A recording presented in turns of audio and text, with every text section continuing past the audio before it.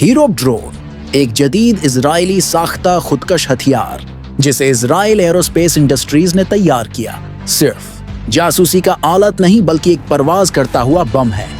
यह बम नहीं गिराता बल्कि खुद बम बनकर हदफ पर जा टकराता है।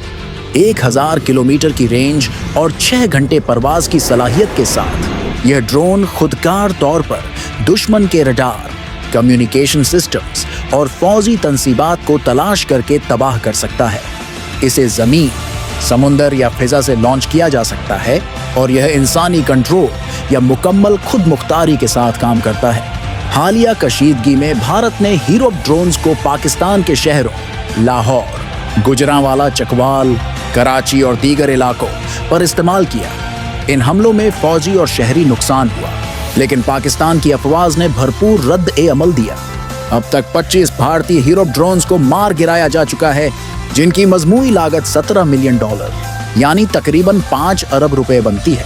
हीरोप की सैटेलाइट कंट्रोल और 360 डिग्री सेंसर्स जैसी जदीद खसूसियात के बावजूद पाकिस्तान की फ़िज़ाई दिफाई सलाहियत ने इस खतरे को मुअस्सिर अंदाज में जवाब दिया। जदीद जंग के इस दौर में हीरोप एक नया, खामोश और मोहलिक खतरा जरूर है, लेकिन पाकिस्तान ने इसे फिजा में रोककर वाज़ेह पैगाम दिया है